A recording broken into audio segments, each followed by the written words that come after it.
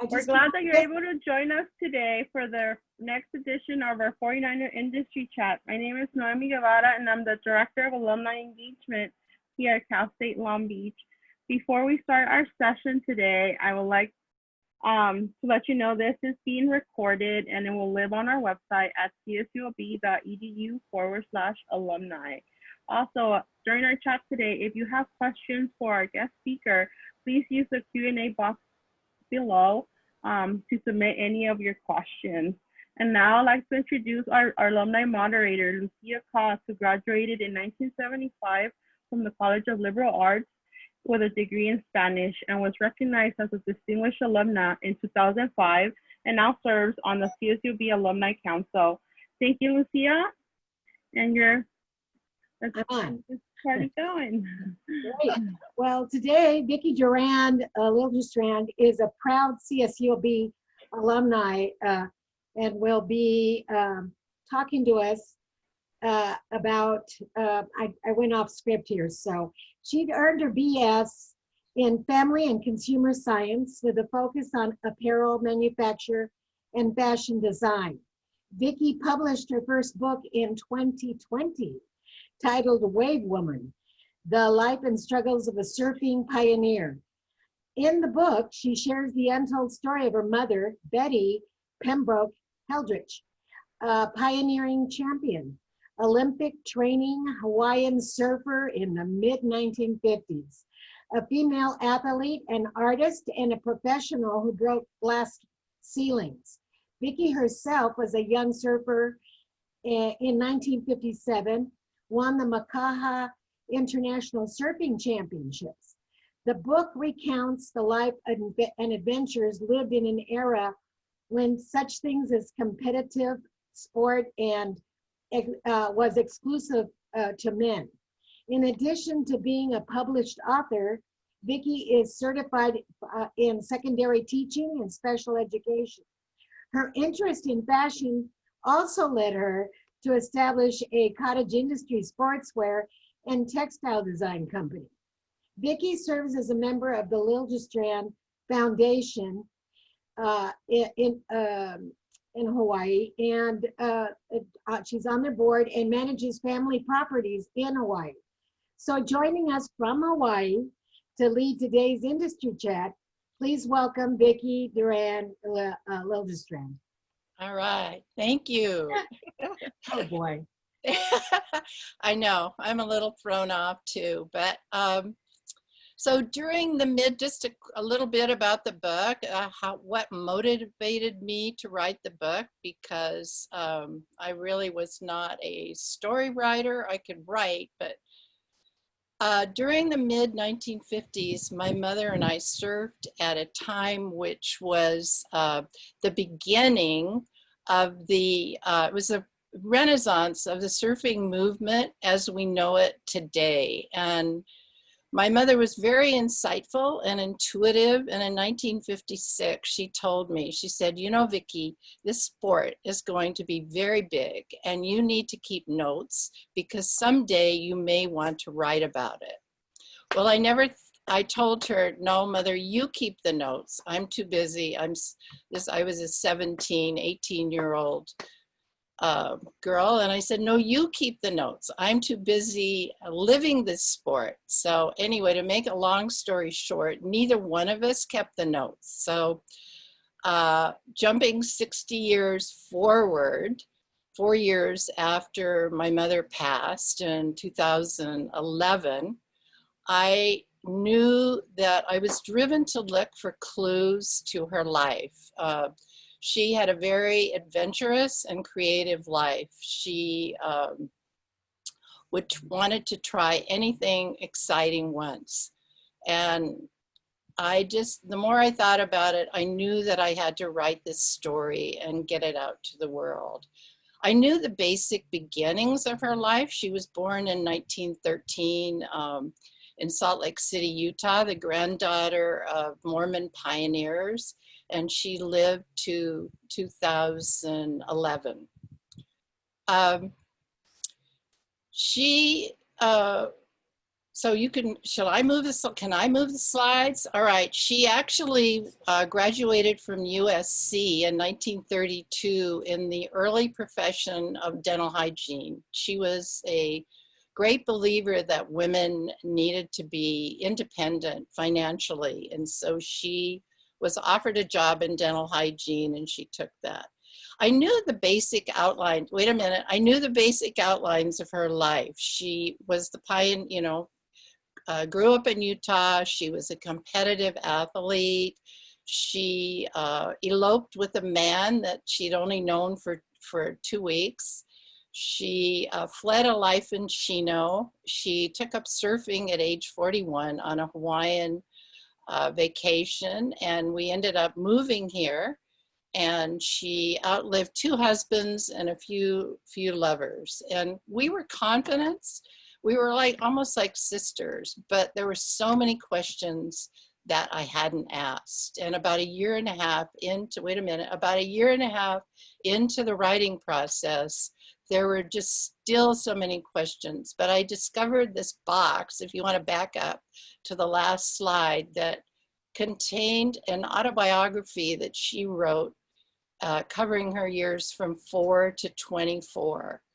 And that shed a lot of light. There was also memorabilia and photos spanning her life. She fell in love, you can go on. She fell in love with surfing at 41.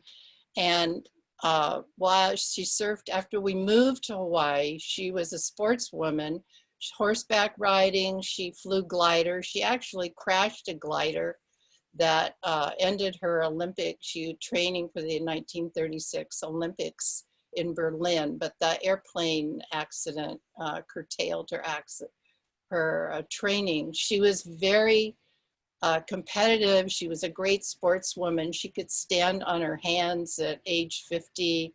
And she had actually, when she was surfing at Waikiki, she met a man who had just built a house out at Makaha, and he said, which is an hour out of Honolulu, it was out in nowhere's land in the mid-50s. And he said, you have to come out and see my house and see the surf at Makaha. So in 1956, we drove out there.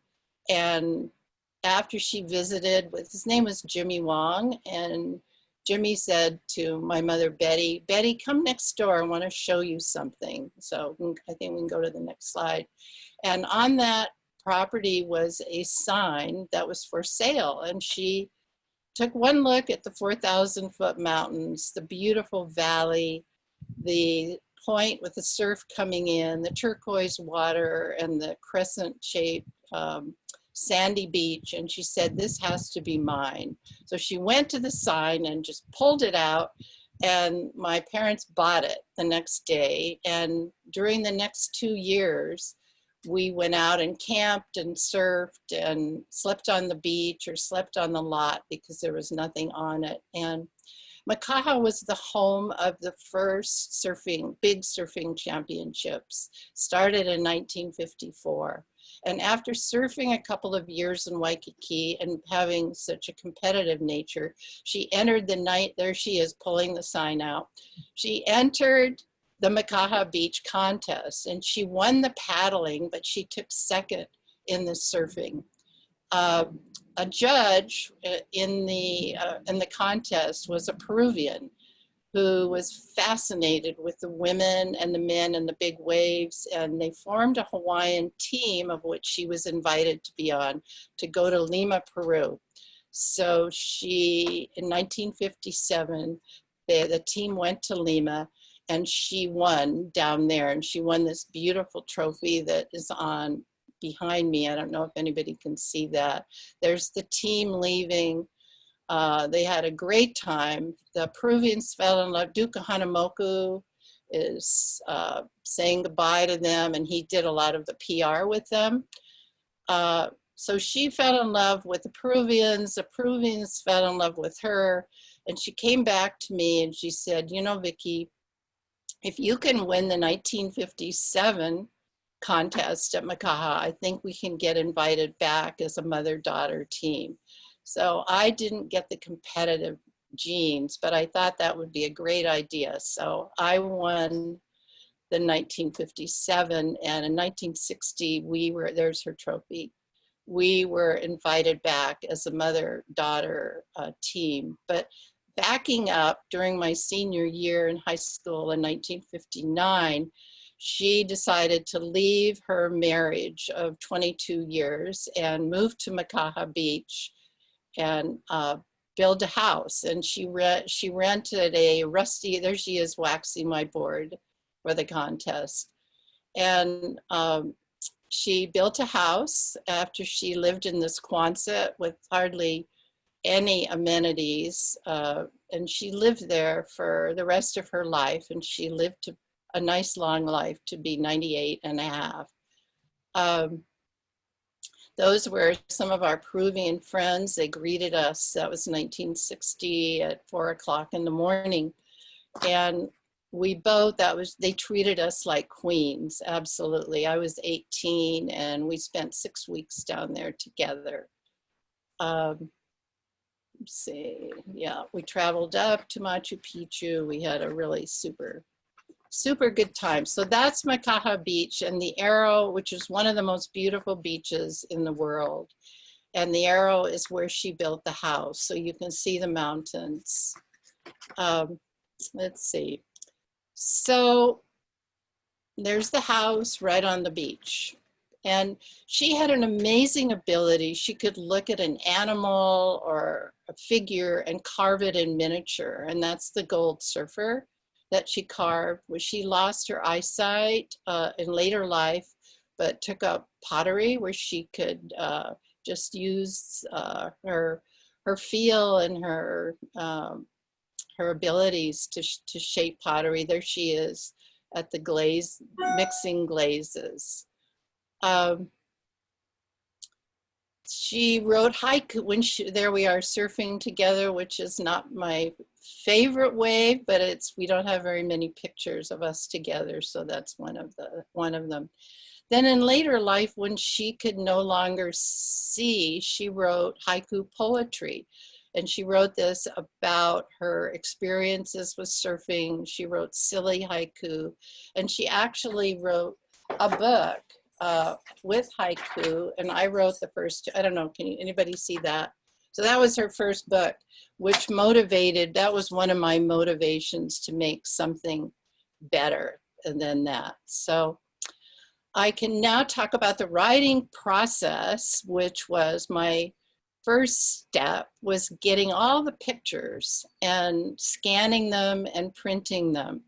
And I was writing for maybe 3.5 years, and I eked out 45,000 words, but the story was still flat. And I hadn't rendered my mother as a character on the page. And I went through one editor that she had to quit because her husband was sick. Then I found a man who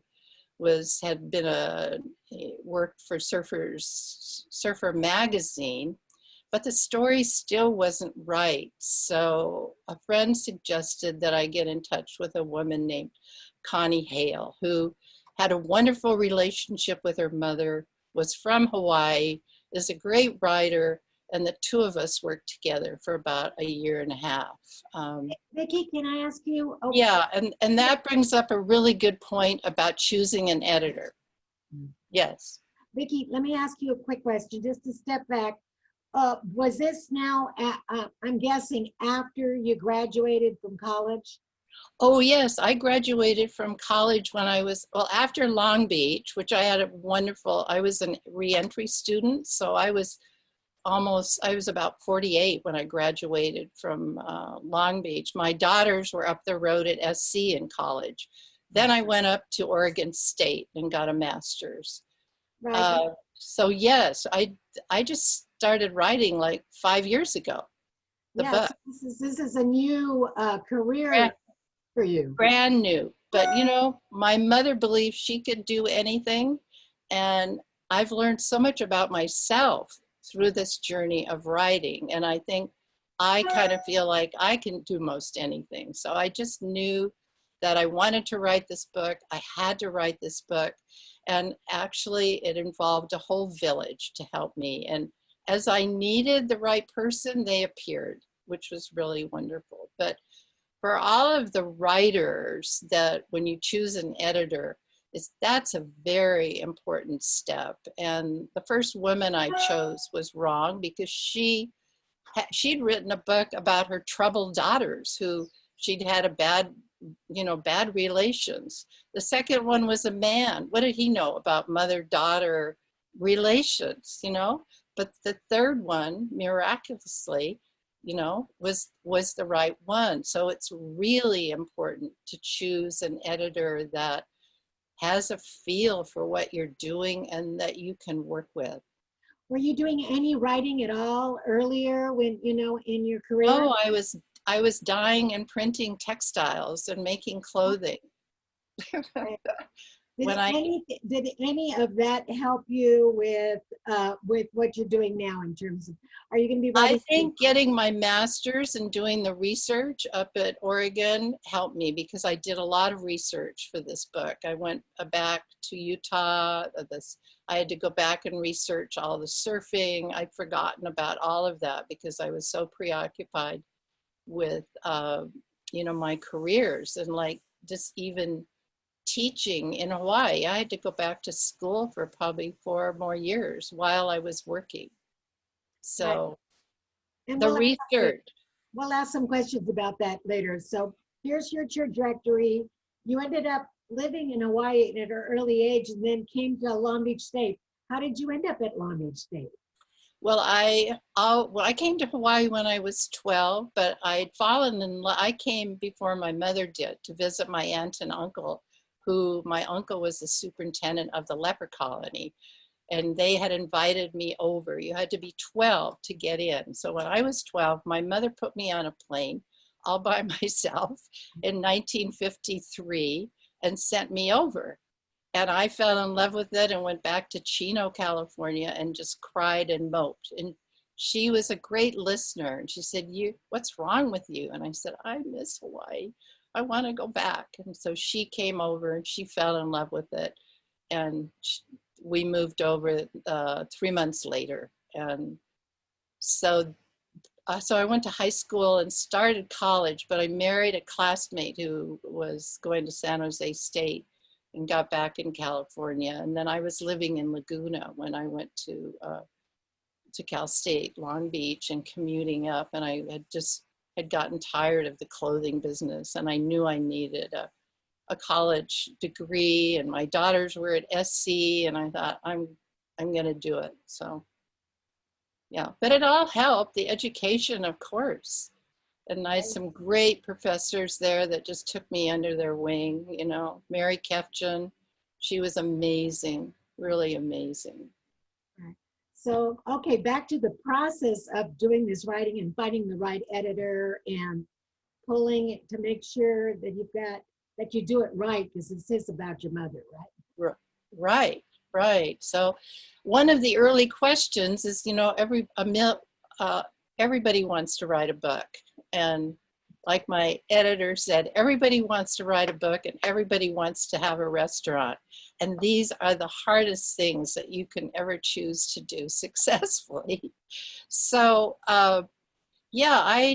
when I first wrote, I was using adjectives for describing things, and she said, no, you have to describe them in words. You have to paint a picture with words. You have to write scenes. And I'm going, oh my gosh, how do I? So Connie taught me how to do all of that. And we did it together, and then I would do it and she'd critique it. And it was a long, hard process. And then we'd written it all in chronological order, which made sense, but it was too long. Mother didn't come to Hawaii till she was 41. So people said, no, we want to see her in Hawaii. So then we had to reorder all of the chapters and shuffle them around. And we actually hired a writer up in San Francisco to do that, and then we filled it in. So that was part of the process. And And I had to think of my mother as a character rather than, you know, my mother, and recreate the landscapes and all of that. And then I was lucky to find this editor because she said I was going to self-publish. And she said, no, no, no, you do not want to do that. I know this hybrid publisher. It's in between self-publishing and getting a, you know, a regular publisher to pick up the book, which because of my age, and I just didn't want to be sending all these drafts off and hoping for somebody and not getting anybody. So Connie advised me to go with Spark Press, which is a hybrid publisher up in Berkeley. And the thing about them is you got to think about distribution. I mean, you can write this book, but 1 million people a year are writing books, and you get buried unless you have publicity and distribution.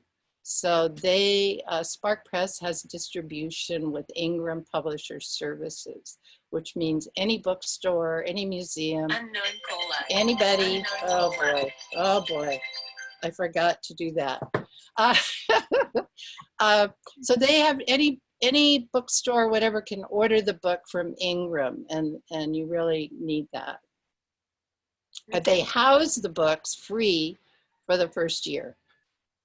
So I'm hoping to sell all, I had 2,500 printed, and I'm hoping to sell those so I can go to reprint. I have few little changes that I want to make. Mhm. Great. And you know, as I was reading up on you, I decided I wanted to, I want to read your book. I mean, I've been writing. I don't know that I ever want to sell what I'm writing. It's more biographies, but never mind about that. But I know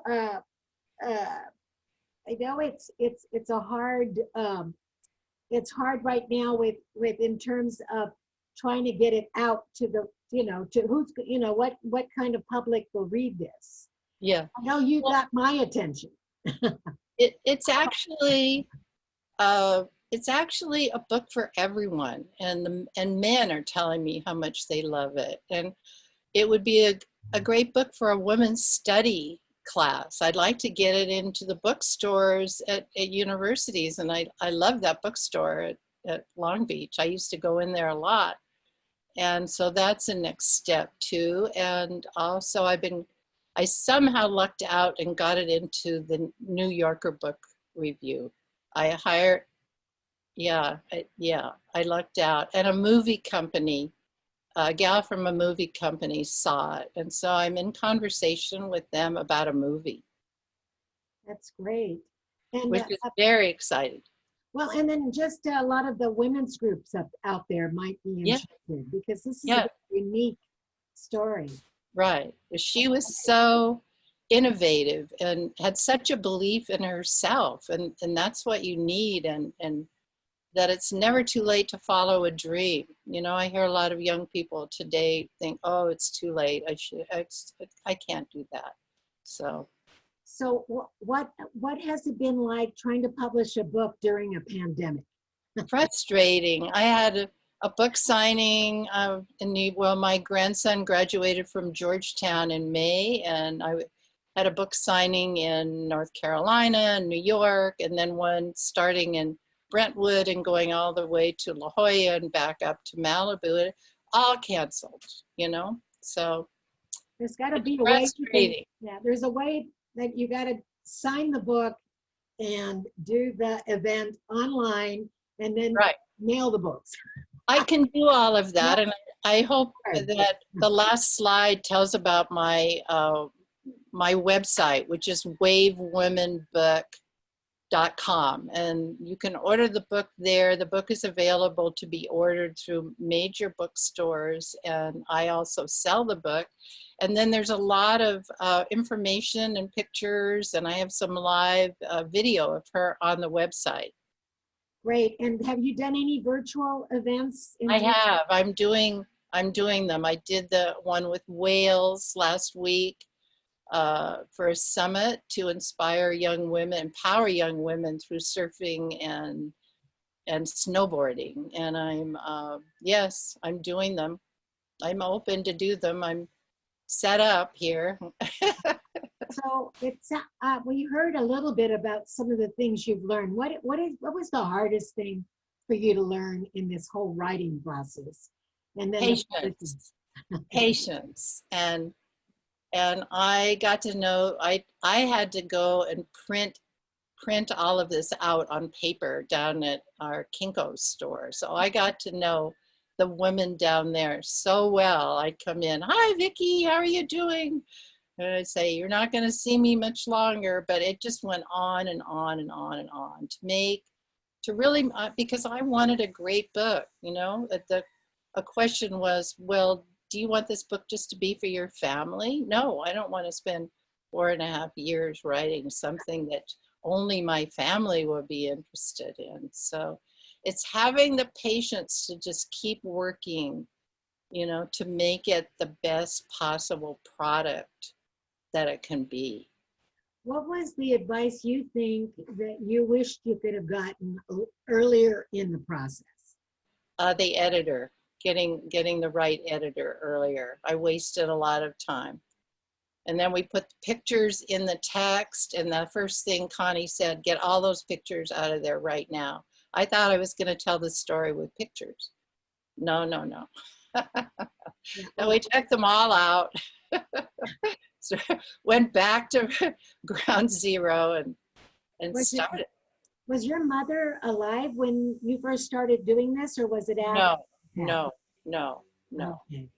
But I think she would have loved it. She wrote her haiku of life, Surfers' Memories and Reflections. I wrote the first introduction, and she sold that book in her 90s and won an essay contest, and we went to the 8th annual Women's Leadership Conference here in Honolulu and presented, and she sold her book through that, and you know, she just had fun selling her old book.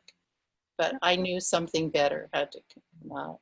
One of our listeners is asking, is the book entirely factual, or is there some added fiction? It is factual, totally factual. Okay, so it's a true biography. I mean, it's biographical. Yeah. Good. So I think the advice of finding a different take and how, you know, what you said about the adjectives is perfect. Yeah. You have to draw a picture for people. Right. But painting a picture with words. Right. Are there areas in here, because of the uniqueness of the timing with women in sports and also in just surfing in general? How many women were surfing besides Gidget? Gidget really couldn't surf her way out of a paper bag. Sorry, but That's true.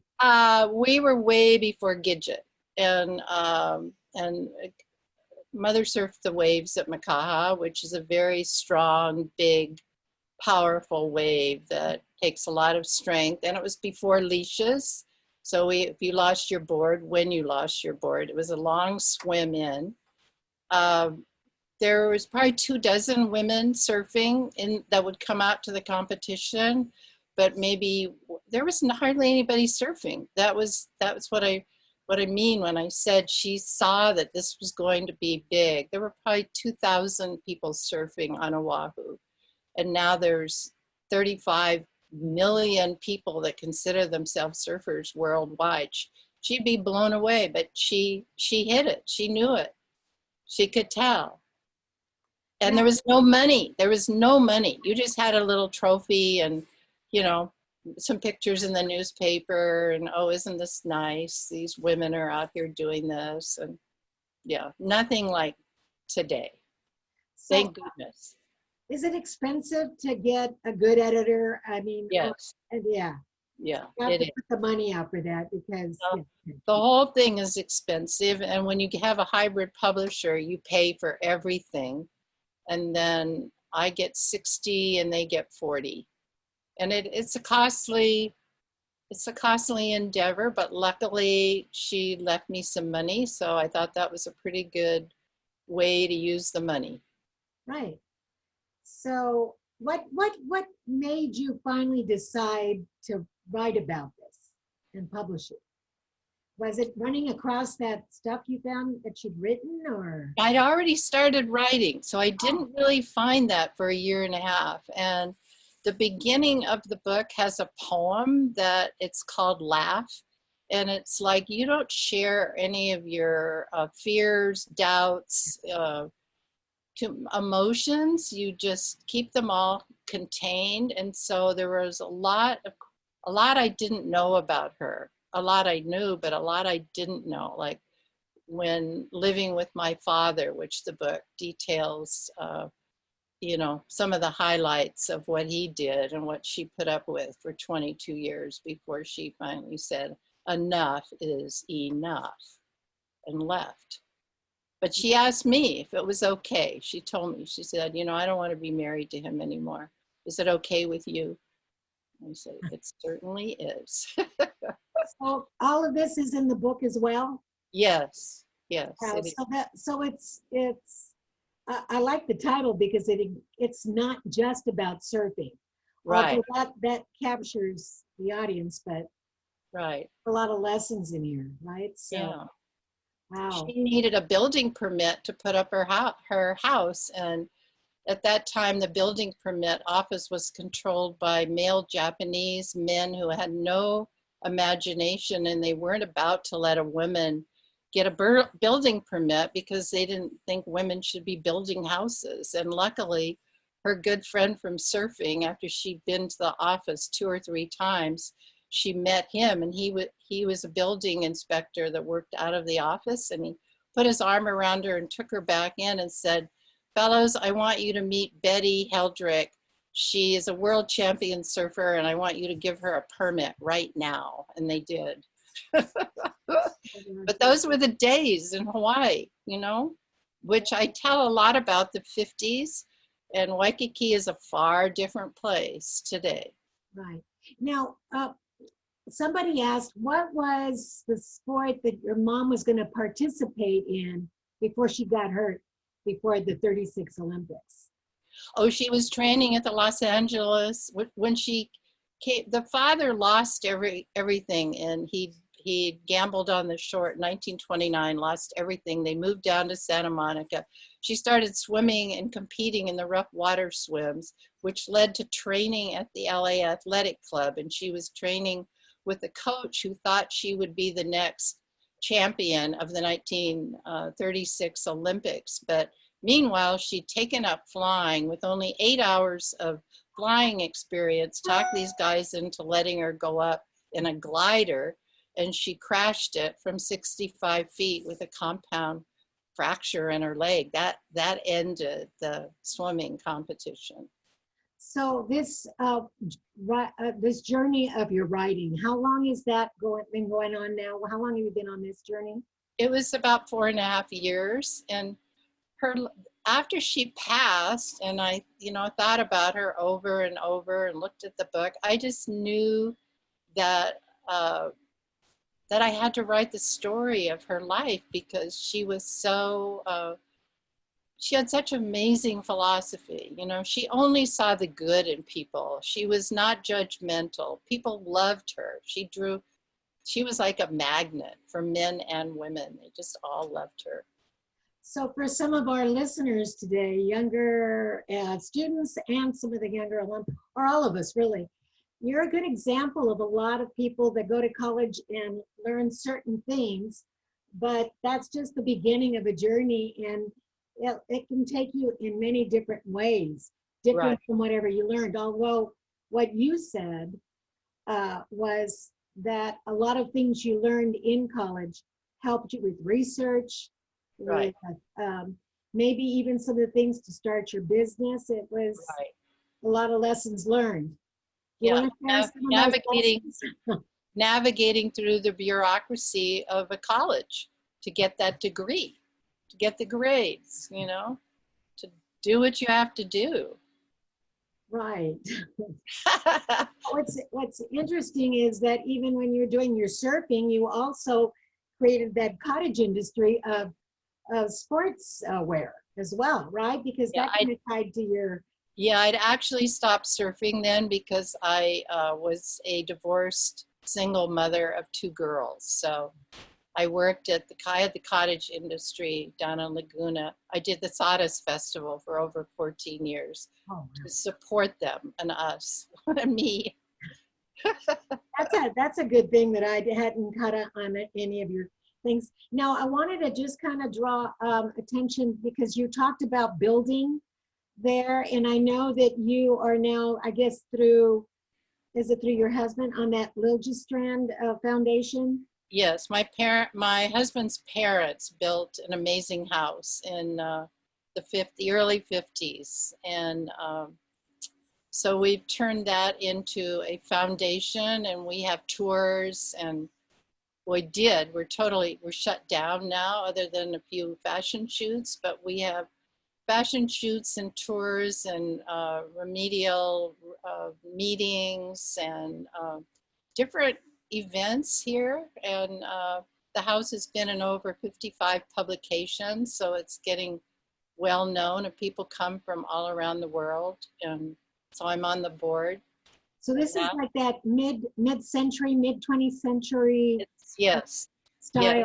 But Yeah. I read a little bit about it. I'd like for you to kind of just talk to the listeners a little bit about what went into it, because it was a very different process in terms of the scenery and the landscape and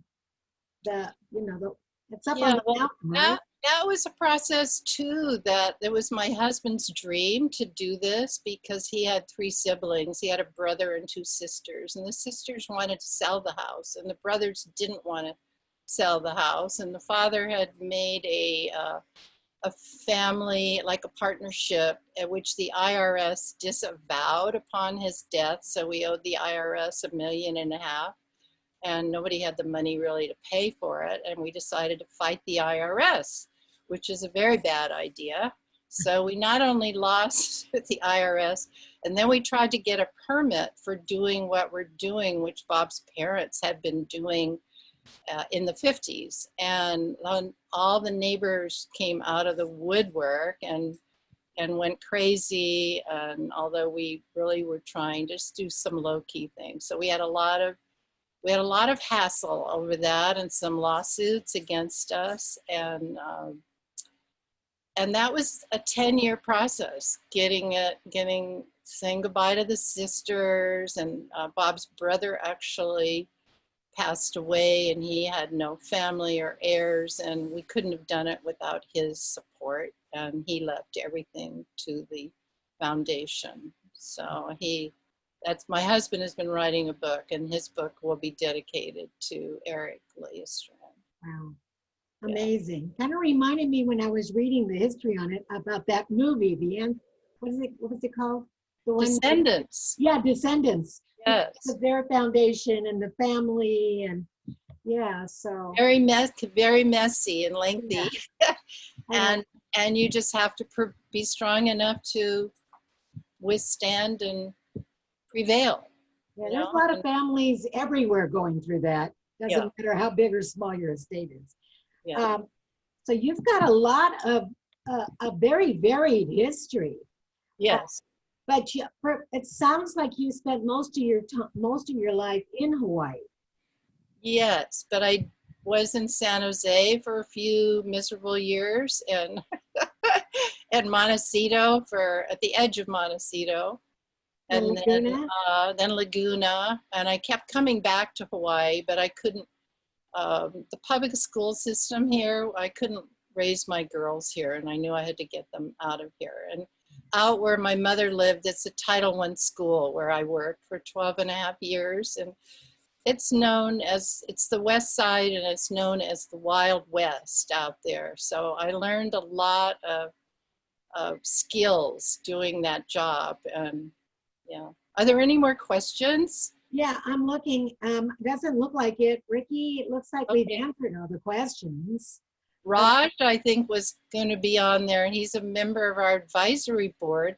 And I had his father for physics, Raj George. And we met a few years ago. That's great. Yeah. I know my sister lives there in Honolulu, so I'm going to have to Come over. Yeah, now I know somebody. How about advice for those that want to write a book and are just starting to write? How do you just get started to write? That's a new question. That just Yes, you just start. You just start. And don't worry about making it perfect. That it's just such a long process. But you just, every day you put the words on paper. And if you've read a lot, it's easier to write. I'd been really busy working for 45, 50 years. So I was not a great reader. So that made it even harder to write. So read a lot. A biography is a little harder too, I think, because it's based on fact, Yes. right? Yes. Yeah. But I think the idea is just to jump in and do it every day or every chance you get. Right. I don't know if you noticed, but Raj George is in the chat. Yeah, I know. I saw him come on. Okay, great. Oh my goodness. Okay, great. So, do you keep in touch with any of your college chums? No. Mary Kepchen, I kept in touch with her for many years, and she's passed. And Sue Stanley, I've always wanted to stop by. She's probably retired by now. She was a brand new professor in '86. So no, I don't. Okay. Did you do any surfing in Long Beach? Do what? Did you do any surfing in? No. And I really didn't do any surfing in Laguna. I went to San Onofre a little bit, but the sawdust was all summer. So Yeah, that's true. it was really hard. I think Raj has just said hi. He sent you a little note and he enjoyed it. Well, Yeah. I know I'm looking forward to reading that book. I think there's some other avenues for that book too, in terms of women and empowerment. Yeah. Yeah. So I'd love to hear from you. So I will definitely. my email is wavewomanbook@gmail. And please, everybody, visit the wavewomanbook.com website. Great. Well, I think we don't have any more questions, but I'm looking forward to talking to you, and I do want to read your book. Yeah. And that one quote, I think we went past it. What Maya Angelou said, there's no greater pain than an untold story inside of you, something like that. That kind of sums it up. Oh, I know. Let me ask you a question, because this is what's got me writing is your mother recounting stories to you. It sounds like she did, because you've got a lot of information. Yes. So have you talked to any other family members as well? Yes, I contacted my cousins to see what they knew, and but I really got most of my information. She told me about her grandmother, and there's the autobiography told about her grandmother, but it was mainly the Utah Historic Society that provided a lot. And then my call with Wales last week, the woman's mother does genealogy. So I've been wanting to trace the genealogy back to before they left England in 1860, and she's helping me do that. That's great. Yeah, she just dropped in, you know. Well, I mean, unless you want to wrap it up with something, I mean, do you have some great last words for our listeners? Well, I would just say that I think, a mother's belief in herself, and that she advocated getting out of your comfort zone and doing what you want to do, and that it's never too late to follow a dream. And that mine would be that when you face impossible tasks, that if you really face it head on, that somebody will come. The universe provides help or what you need. And that's certainly been the case for me. And if you look at the acknowledgments in the back, you'll see that it took a whole village. And I think it takes a whole village, like Right. it's been said. Someone asked if it's on Amazon. It is. You can get it through Amazon. Good. Amazon Australia, Amazon UK. So, yeah. Great. Well, is my website. Yeah. Great. So thanks a lot. And I'm gonna Thank you. It's been a real pleasure to get to share her story. yeah. So let's turn Meet it back all of over. you. Yeah, let's turn it back over to Noemi, and she'll kind of wrap it up and give some of your information as well. Okay. Well, thank you, Vicky. Thank you, Lucia. It was a great conversation. Again, if you want to get a hold of Vicky, you could email us or visit her page as well. And just a reminder to follow us on social media at CSUB Alumni to learn about future chats like this. We thank you for your time and have a great day. Right.